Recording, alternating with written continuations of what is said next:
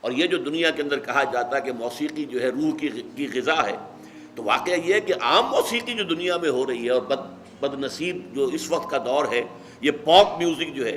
یہ تو سوائے انسان کے جو سفلی جذبات ہیں ان کو حرکت میں لانے کے اس کا کوئی کام نہیں۔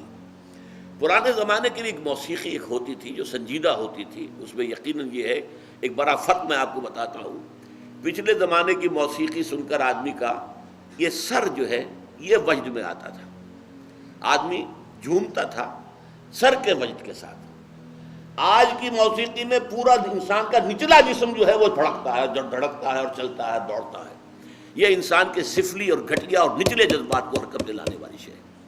لیکن قرآن مجید کی موسیقی،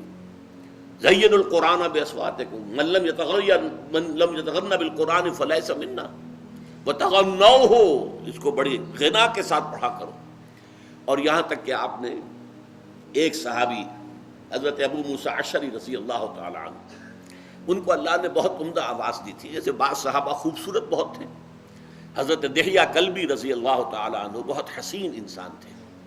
چنانچہ حضرت جبرائیل جب انسانی شکل میں آتے تھے تو حضرت دحیہ کی صورت اختیار کر کے آتے تھے، دحیہ کلبی۔ اسی طرح صوت جو ہے، صوتی آہنگ اور اچھی آواز، یہ اللہ تعالیٰ نے حضرت ابو موسیٰ اشعری کو عطا فرمائی تھی۔ تو ایک مرتبہ حضور رات کو گشت پر تھے، آپ نے دیکھا حضرت ابو موسیٰ اشعری کے مکان کے قریب سے، مکان کیا ہوتا تھا، حجرے ہوتے تھے چھوٹے چھوٹے سے، وہاں یہ تھوڑا ہی تھا کہ اب یہ اتنا بڑا باہر کا کمپاؤنڈ ہے، پھر اس کے اندر جو ہے وہ کوئی ڈیوڑی آئے گی، پھر چھوٹے چھوٹے حجرے تھے۔ تو حضور حضرت ابو موسیٰ اشعری کے حجرے کے بعد کھڑے ہو کر قرآن سنتے رہے۔ وہ قرآن پڑھ رہے تھے رات کو تہجد میں، اور جس کیفیت کے ساتھ پڑھ رہے تھے تو حضور کافی دیر تک کھڑے ہو کر سنتے رہے۔ پھر اگلی صبح فجر میں جب ملاقات ہوئی تو حضور نے تحسین فرمائی، یا ابا موسیٰ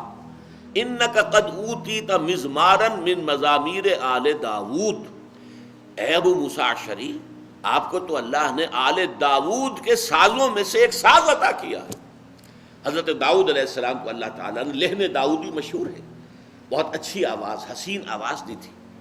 وہ جب تہجد کے اوقات میں، اور جس کو ہم کہتے ہیں small hours of the morning, یہ صبح کے 3 بجے 4 بجے 2 بجے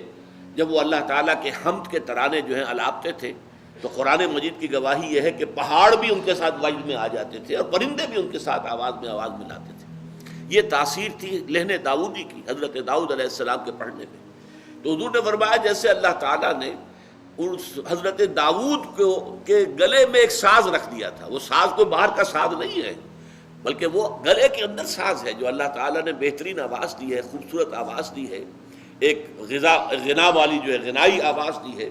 تو جیسا اللہ تعالیٰ نے یہ مزمار عطا کیے تھے آل داؤد کو، اے ابو موسیٰ تمہیں بھی اللہ نے انک قد اوتیت مزمارا من مزامیر آل داود، آل داود کے سازوں میں سے ایک ساز اللہ نے عطا کر